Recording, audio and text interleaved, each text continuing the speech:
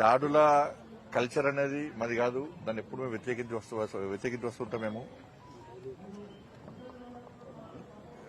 MLA గారి camp office మీద దాడి చేయాలని ఆలోచన లేదని చెప్పి మా కార్యకర్తలు చెప్పారు. ఆ సమయంలో ఆ విషయం నాకు తర్వాత తెలిసింది, చాలా టైం తర్వాత తెలిసింది నాకు.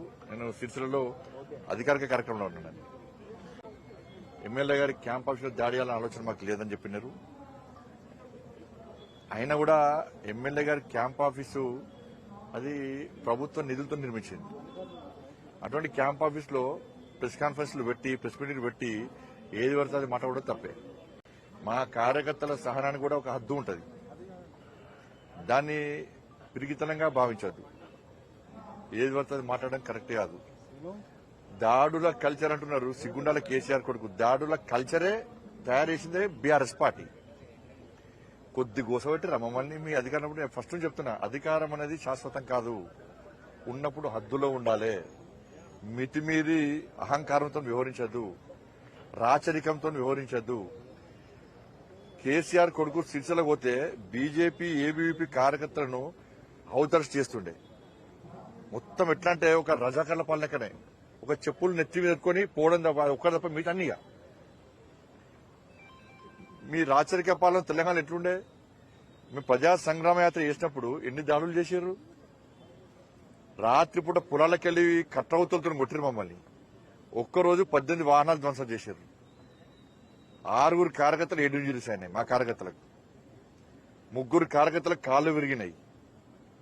అనేక మంది కార్యకర్తలకు ఎత్తుకపోయారు. టోల్ గేట్ దగ్గర మహిళా కార్యకర్తలు ఎత్తుకపోయి కొట్టారు మీ వాళ్ళు. ఇది మర్చిపోతామైంది. కానీ దానికి ప్రతీకారం తీసుకుంటలేము మేము. కానీ ఇవాళ మీరు ఏదో అన్నారు. అప్పుడు మేము ఎమ్మెల్యేను ఉష్కో అన్నగా మీ ఎమ్మెల్యేను మా మీదకి మా కార్యకర్తలు దమ్మని తెలిసింది. అది ఇవాళ దాన్ని మేము సమర్థిస్తలేము. కానీ దాని సహనానికి ఒక హద్దు ఉంటుంది. మా వాళ్ళ సహనానికి కూడా ఏది పడుతుంది మాట్లాడము, ఏది పడుతుంది వాగడము, ఇష్టానుసారంగా మాట్లాడము. ఇవాళ నీతివంతులు లెక్క ఇక స్టేట్మెంట్లు దాడులు మామూలు చేసినప్పుడు ఏడమేరు తలకాల రోడ్డు అమాయక కార్యకర్తలది. మహిళా కార్యకర్తలను కొట్టిరు. సిగ్గుండాలకు కొంచెమన్నా. ఇంకా రైతులకు కళ్ళాలకు పోతుంటే కోడూరు మొత్తం రైతులు తలిగిన దెబ్బలు కళ్ళాలకు పోతుంటే రైతులు తలకాయలు వలిగినాయి. ఆ రోజు కొంచెమన్నా సిగ్గుండాలి అలా మాట్లాడుతున్నారు. మీరు ఉన్నప్పుడు ఏం చేశారు?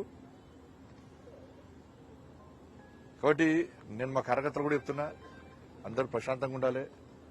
ఇవాళ దాడులు చేసే కల్చర్ మనది కాదు, దానికి దూరంగా ఉండాలి అని చెప్పి ఆల్రెడీ మా కార్యకర్తలకు అందరికీ చెప్పినా, మీడియా ద్వారా కూడా అప్పీల్ చేస్తా ఉన్నాం. ధన్యవాదాలు.